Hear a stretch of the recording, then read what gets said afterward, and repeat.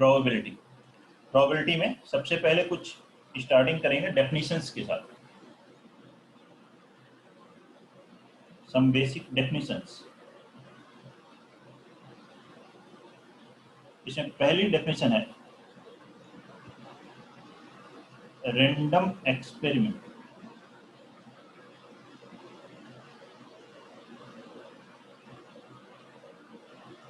First definition क्या है? Random experiment. क्या होती है इसकी definition? If an experiment is repeated, if an experiment is repeated under identical conditions, under identical conditions do not produce the same result or same outcome, do not produce the same outcome every time, ऐसा experiment जिसको अगर हम same conditions में भी repeat करते हैं तो लेकिन हर बार रिजल्ट सेम नहीं आता, आउटकम सेम नहीं आता, बट द आउटकम, जो आउटकम आ रहा होता है, but the outcome is one of the several possible outcomes, several possible outcomes. अब कुछ पॉसिबिलिटी है, सेवरल पॉसिबिलिटीज, मान लीजिए 5-6 पॉसिबिलिटीज है या 2 पॉसिबिलिटीज है, उनमें से कोई एक पॉसिबिलिटी आ रही है आउटकम में, लेकिन हर बार सेम नहीं आ रही है, कोई भी आ सकती है, then that experiment is known as random experiment. तो उस एक्सपेरिमेंट को क्या कहेंगे? Random experiment. ठीक है, ये है डेफिनेशन। अच्छा बताइए, जैसे कि मैं क्वेश्चन देता हूं आपको, मान लीजिए आगे अभी पढ़ेंगे प्रोबेबिलिटी का एक क्वेश्चन दे दिया और आप सब लोग सॉल्व कर रहे हैं, यह है, ठीक है, और आप सभी का आंसर्स अलग अलग आ रहा है, कुछ भी आ रहा है, तो क्या वो एक्सपेरिमेंट रैंडम एक्सपेरिमेंट होगा? बताएं। क्या मैंने कहा, एक क्वेश्चन मैंने दिया, सभी लोग अपने अपने तरीके से इसको सॉल्व कर रहे हैं, उस पर खूब एक्सपेरिमेंट कर रहे हैं, तो जो रिजल्ट आएगा सभी का डिफरेंट आ रहा है। क्या ये एक्सपेरिमेंट रैंडम एक्सपेरिमेंट है? Yes sir. Yes sir. Yes sir. नहीं, रैंडम एक्सपेरिमेंट नहीं है बेटा ये। क्यों? क्योंकि क्या आंसर आएगा इसकी पॉसिबिलिटीज हम लोग पहले से नहीं बता सकते। आंसर कुछ भी आ सकता है, आपका आंसर कुछ पॉसिबिलिटीज नहीं है कि आपका आंसर 1 2 3 4 ही आएगा। अगर मैं 4 ऑप्शन देता हूँ A B C D और आपका answer A B C D में से ही कुछ आएगा हर बार, तब हम कह सकते हैं कि रैंडम एक्सपेरिमेंट हो सकता है। लेकिन कुछ भी आ जाए तो A B C D की पॉसिबिलिटी सब सेम है, लेकिन आपका answer A B C D के अलावा भी कुछ भी आ रहा है, हम नहीं गेस कर सकते कि आपका आंसर क्या आ रहा है, तो हम वो रैंडम एक्सपेरिमेंट नहीं है। साइंस में लैब में आप एक एक्सपेरिमेंट करते हैं, साइंस लैब में गए हैं आप लोग? अभी तक नहीं हुआ है प्रैक्टिकल? नहीं हुआ सर। प्रैक्टिकल की लैब में जाते हैं, साइंटिफिक एक्सपेरिमेंट करते हैं, ऑप्टिक्स का कर रहे हैं, 11th 12th में देख रहे होंगे ऑप्टिक्स का एक्सपेरिमेंट कर रहे हैं या केमिस्ट्री में एक्सपेरिमेंट कर रहे हैं, ठीक है, सॉल्ट एनालिसिस कर रहे हैं कि ये कौन सा सॉल्ट होगा, देखा आपने, ठीक है, एक्सपेरिमेंट किया, लेकिन क्या वो एक्सपेरिमेंट रैंडम एक्सपेरिमेंट है? बोल सकते हैं उस एक्सपेरिमेंट को? नहीं, वो भी रैंडम एक्सपेरिमेंट नहीं है, वो साइंटिफिक एक्सपेरिमेंट है, उनका रिजल्ट हमें मालूम है कि ये आना चाहिए, ऑलरेडी फिक्स है, ठीक है, ऑलरेडी फिक्स है कि ये ही आएगा, पक्का है कि रिजल्ट ये होना चाहिए। सॉल्ट एनालिसिस हो या ऑप्टिक्स का है, ये ऑलरेडी साइंटिफिकली प्रूवन है कि यही रिजल्ट आएगा।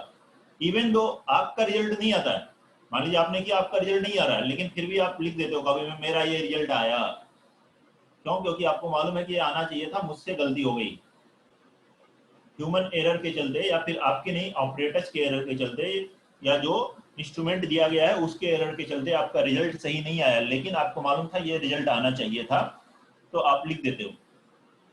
तो वो रैंडम एक्सपेरिमेंट नहीं है। रैंडम एक्सपेरिमेंट क्या है? जैसे कि एक क्वाइन को टॉस किया, एक क्वाइन, पेयर क्वाइन जिसके एक तरफ हेड है और एक तरफ टेल है, उसको टॉस किया नॉर्मल कंडीशन में, नॉर्मल पर्सन ने टॉस किया, एबनॉर्मल नहीं। कोई कहे कि मैं टॉस करता हूं और वो हमेशा क्वाइन हेड ही आता है, तो वैसे पर्सन की बात नहीं की जा रही। नॉर्मल पर्सन के लिए हेड और टेल दोनों आएंगे। मैं 10 बार अगर क्वाइन को टॉस करता हूँ नॉर्मल कंडीशन, सेम कंडीशन में, हर बार हेड आएगा या हर बार टेल आएगा ऐसा नहीं कर सकते। लेकिन हेड या टेल दो पॉसिबिलिटी हैं। यहाँ देखिए क्या लिखा है मैंने डेफिनेशन में, but the outcome is one of the several possible outcome. तो कितने पॉसिबिलिटी हैं? 2 पॉसिबिलिटी, हेड और टेल, इनमें से कोई भी आ सकता है। ठीक, समझ रहे हैं? ऐसे ही एक डाइस को, डाइस लिखा है मतलब फेयर डाइस है जिसपे 1 2 3 4 5 6 है, उसको आप ठीक है उछालते हैं, खेलते हैं। घर में लूडो खेल रहे हो आजकल, लॉकडाउन में कभी? तो लूडो खेल रहे हैं आप और उसको अगर टॉस वो कर रहे हैं तो हर बार, ठीक है, खिलाड़ियों की बात नहीं कर रही, नॉर्मल स्टूडेंट्स की, नॉर्मल पर्सन की, तो कभी 1 भी आ सकता है, 2 भी, 3 भी, 4 भी, 5 भी, 6 भी, कोई भी नंबर आ सकता है। तो ये पॉसिबिलिटीज हैं, 6 पॉसिबिलिटीज में से कोई भी एक पॉसिबिलिटी आ गई तो that will be a random experiment. समझ रहे हैं? तो इस तरह के एक्सपेरिमेंट जिनके आउटकम्स हमें पहले से मालूम हो कि इन आउटकम्स में से ही कोई रिजल्ट आएगा और हर बार अलग अलग आ सकता है, सेम नहीं है कि हर बार फिक्स ही है, तब तो कोई प्रॉबिलिटी है नहीं, प्रॉबिलिटी 1 है तब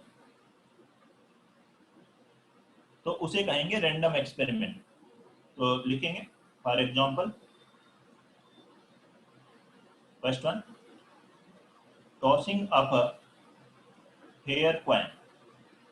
फेयर न भी लिखा हो, क्वाइन केवल लिखा है, तब भी हम उसे नॉर्मल फेयर क्वाइन ही एज्यूम करते हैं, हेड और टेल। ठीक है, 16 में भी एक क्वाइन आया था जिसके दोनों तरफ हेड लिखा हुआ था, उसकी बात नहीं करेंगे। 16 मूवी देखी आप लोगों ने?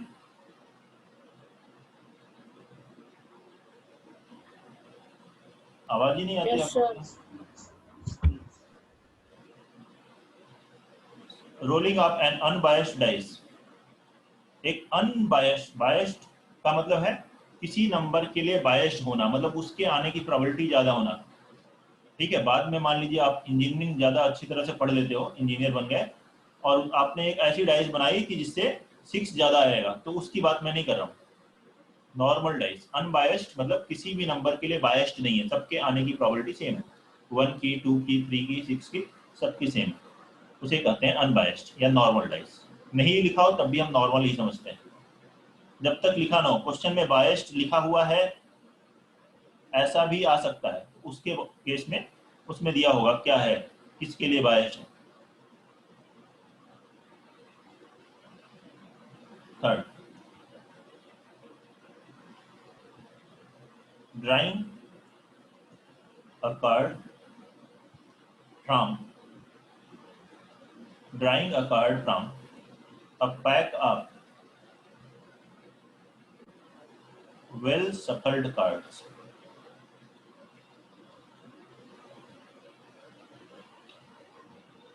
ठीक है, अच्छी तरह से सफल्ड है प्लेइंग कार्ड्स। ठीक है, ताश के पत्ते सभी लोग जानते हैं कितने होते हैं, 52। उसमें प्लेइंग कार्ड्स में से एक कार्ड अच्छी तरह सफल होने के बाद कोई भी कार्ड आ सकता है। तो कितने केसेस हैं, 52 डिफरेंट होते हैं सभी कार्ड्स, तो उन 52 में से किसी भी एक कार्ड, तो ये क्या है, रैंडम एक्सपेरिमेंट।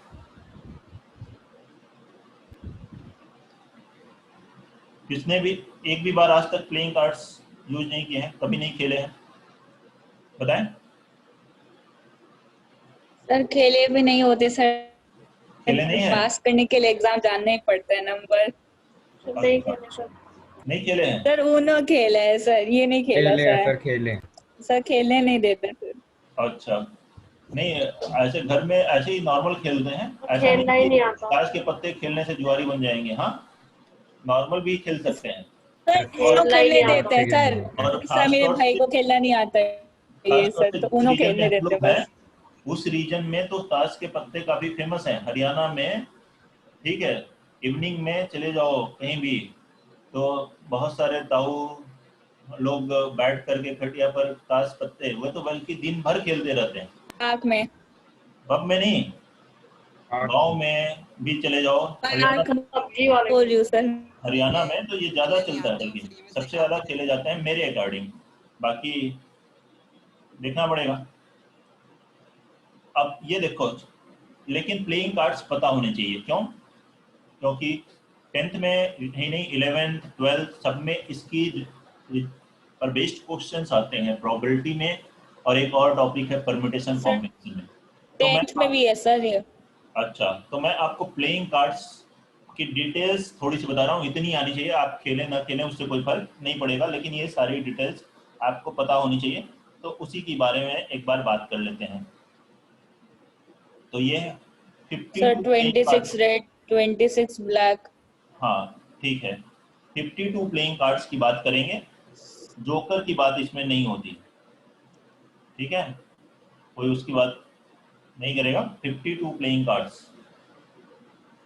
तो यहाँ पर है 2 टाइप्स के कार्ड्स होते हैं। सबसे पहले 26 तो 26 कार्ड्स होते हैं इसमें रेड,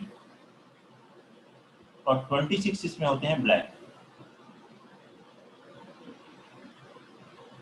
अब 26 में भी 2 कैटेगरी के कार्ड होते हैं, रेड में भी, हार्ट्स एंड डायमंड्स। ठीक है। 13 दोनों में हो जाएंगे। पहली कैटेगरी के कार्ड को कहेंगे हार्ट्स, एंड सेकेंड को कहते हैं डायमंड्स। ब्लैक में भी इसी तरह से 2 कैटेगरी के कार्ड्स होते हैं, स्पेड्स एंड क्लब्स। 13 ये है स्पेड और ये है क्लब, ठीक है। इन सभी पे अलग अलग तरह के साइंस बने होते हैं जिससे कि कार्ड्स को हम डिफरेंशिएट करते हैं। इनको हिंदी में जो जानते हैं, हार्ट्स को कहते हैं पान, डायमंड को ईट, ईट। स्पेड को चीड़ी हुकुम, और चीड़ी क्लब को चीड़ी, ठीक है। इसको कहते हैं पान, इसको कहते हैं ईट, और इसे कहते हैं हुकुम, और इसे कहते हैं चीड़ी, हिंदी नाम लिखना जरूरी है। ठीक है। अब इसका पर अलग अलग साइन बने होते हैं, इसलिए मैं बता रहा हूँ जिससे कि आप भाई जो जानते हैं वो कंफर्टेबल हो जाए थोड़ा सा, और जो नहीं जानते हैं उन्हें भी पता होना चाहिए। इन सभी पर अलग अलग साइंस बने होते हैं। इन 13 कार्ड्स पे ये साइन बना होता है जो हार्ट्स के कार्ड्स होते हैं। डायमंड के कार्ड्स पर इस तरह से डायमंड का साइन बना होता है। हुकुम के कार्ड पर ऐसे साइन मिलेगा आपको।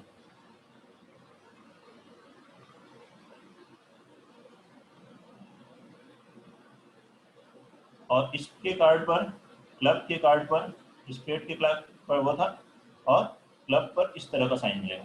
तो सभी पे 13 पर ये साइन मिल जाएगा, 13 पर ये, 13 पर ये, 13 पर ये, और ये 13 सेम नहीं है, ये 13 भी अलग अलग, ये अलग अलग वैल्यूज के कार्ड होते हैं।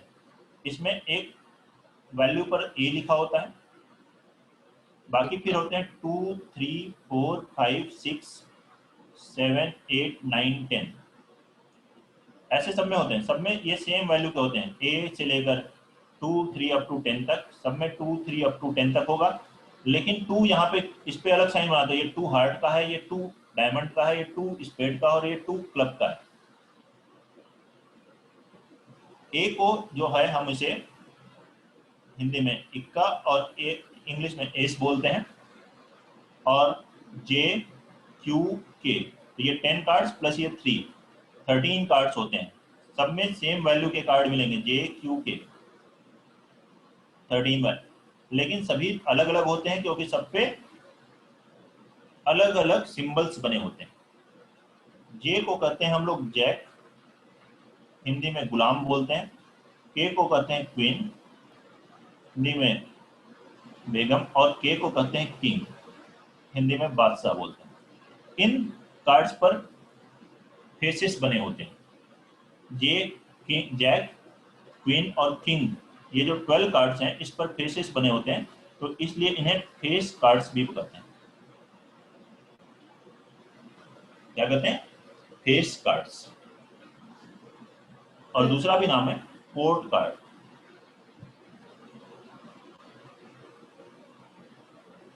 ठीक है, ये है कार्ड्स से रिलेटेड पॉइंट।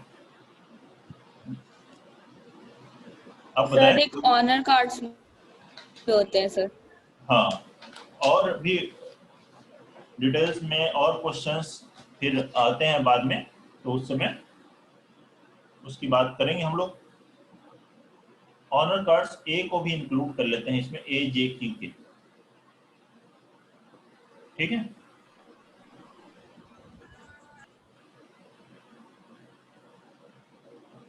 कोर्ट मतलब होता है दरबार, दरबारी पत्ते, मतलब राजा के दरबार में राजा, ठीक है, रानी, गुलाम ये थे, तो उससे नाम लिए गए हैं। काफी पहले से कार्ड्स, मतलब प्लेइंग कार्ड्स के गेम चल रहे हैं, तो वहीं से नेम आ गए। तो ये फर्स्ट डेफिनेशन थी रैंडम एक्सपेरिमेंट की, जिसमें हम फिर प्लेइंग कार्ड्स की बात कर रहे थे कि प्लेइंग कार्ड्स क्या होते हैं। अब सेकेंड डेफिनेशन हम पढ़ेंगे, ट्रायल।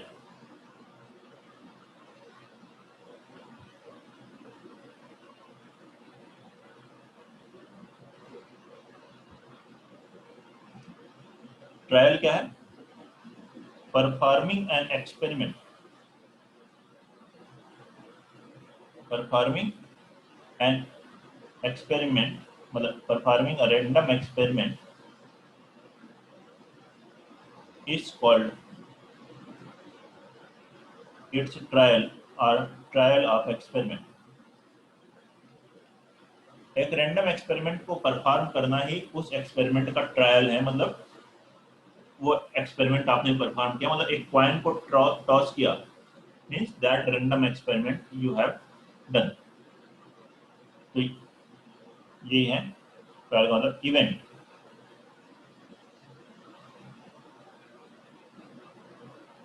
नेक्स्ट लिखेंगे event. The possible outcomes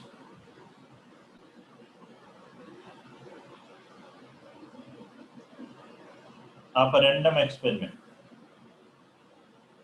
of a random experiment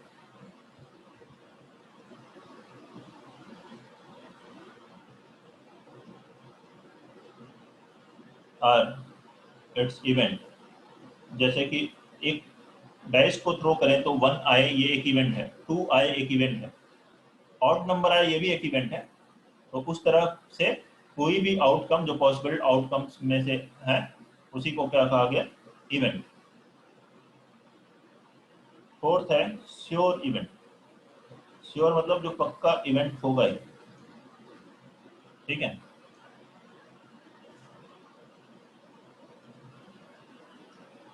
the event whose occurrence is,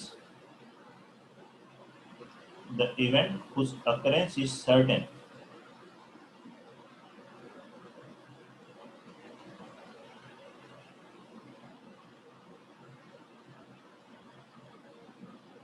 is called sure event।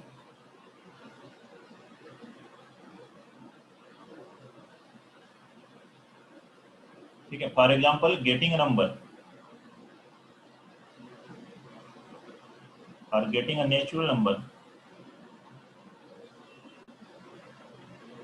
less than 7 in throwing of a die,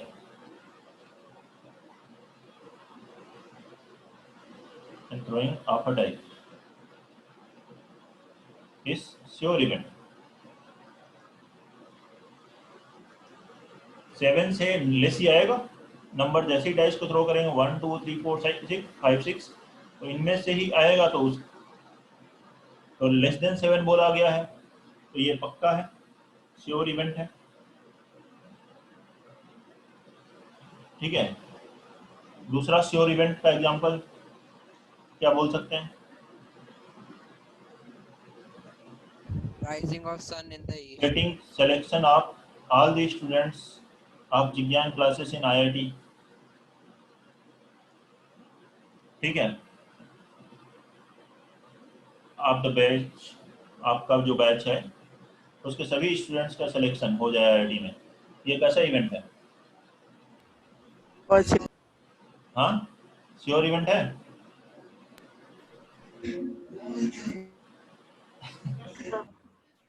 हाँ, अरे Yes, आप sir. बोलेंगे यस बोलेंगे तभी तो होगा। अब आप लोग श्योर इवेंट। आप ही लोग श्योर नहीं है तो श्योर मैंने तो पहले ही बोल दिया था। तो कैसे हम इंश्योर श्योर होंगे? इवेंट। हाँ, आप लोग को तो अंदर से बहुत sure event sir.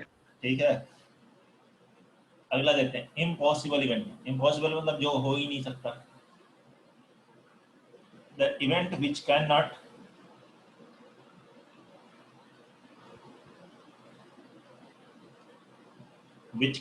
occur. The event which cannot occur is called impossible event.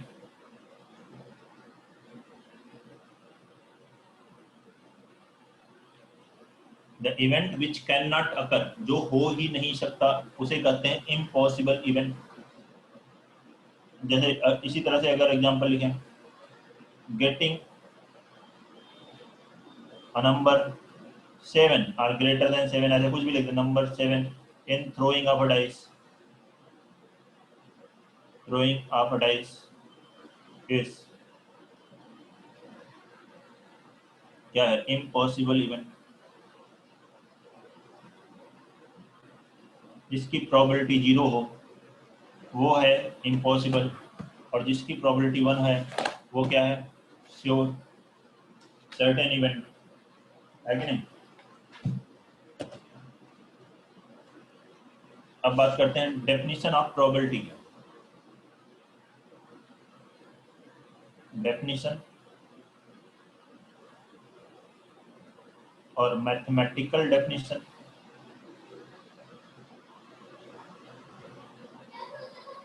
Mathematical definition, also known as classical or priori definition. ठीक है, definition of probability। वैसे इन नेम से आपको कुछ करना नहीं है, बस definition of probability से भी काम हो जाएगा। मैथमेटिकल मतलब जिसमें मैथमेटिकल जैसा कोई फॉर्मूला हो। क्लासिकल, क्लासिक टाइम से काफी पहले से, प्रायरी मतलब भी पुराने समय से प्रोबेबिलिटी की डेफिनेशंस या है, तो उस तरीके से लिखा है। ठीक है, suppose a random experiment, suppose a random experiment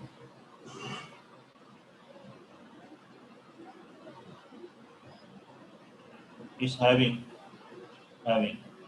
an outcomes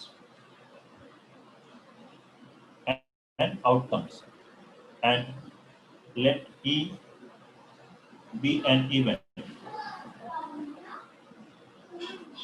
E be an event to random experiment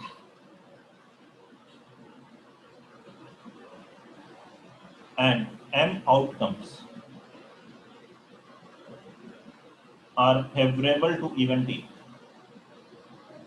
Favorable to event E. Then probability of occurrence of E will be, इसे P of E से represent करते हैं, इसे लिखेंगे probability of occurrence of E. Probability of occurrence of E क्या होता है? Number of outcomes favorable to E upon total number of outcomes of random experiment. Total number of outcomes of random experiment. तो यहाँ पे जैसे कि n cases favourable हैं और टोटल आउटकम्स n है, ये प्रोबेबिलिटी हो गई m/n। यह कि एक डाइस को थ्रो करने में आपसे बोला जाए ऑड नंबर के आने की प्रोबेबिलिटी बताएं, तो ऑड नंबर क्या है? 1, 3, 5। कितने फेवरेबल केस हुए? 3, और टोटल केस कितने होते हैं? 6। तो प्रोबेबिलिटी क्या हो गई? 3/6।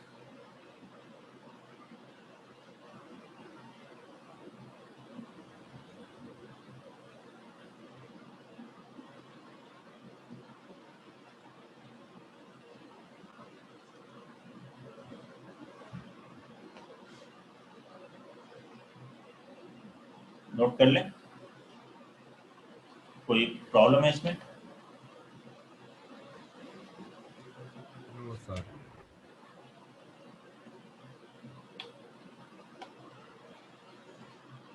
अब बात करते हैं कॉम्प्लीमेंट ऑफ एन इवेंट। क्या होता है कॉम्प्लीमेंट इवेंट का? कैसे कॉम्प्लीमेंट देते हैं इवेंट को? ऐसे बोलते हैं इवेंट तुम बहुत अच्छे हो, वेरी गुड इवेंट। कैसे दिया जाता है कॉम्प्लीमेंट? बताइए, पढ़ा है ना प्रोबेबिलिटी तो? Sir rare event, good event, fair event. अच्छा, ऐसे बोल देते हैं, rare event, good event, fair event.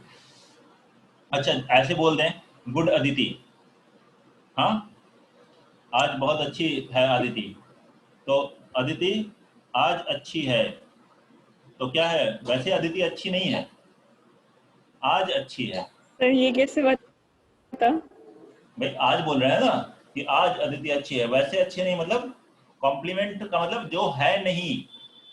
यहाँ पे देखो मैं प्रोबेबिलिटी बता रहा हूँ, ऐसे मजाक कर रहे हैं। कॉम्प्लीमेंट ऑफ एन इवेंट का मतलब है ई इवेंट अगर कोई है तो ई का नहीं होना उसको कॉम्प्लीमेंट बोलते हैं। प्रोबेबिलिटी में क्या होते हैं? Complement of an event means non occurrence of an event is known as complement of event. Non occurrence of an event probability में क्या है? वैसे कॉम्प्लीमेंट का मतलब ये नहीं है, वो समझाने के लिए ऐसे मैं बोल दिया। Non occurrence of an event, एक इवेंट का न होना उसका कॉम्प्लीमेंट है। Non occurrence of an event is called complement of that event.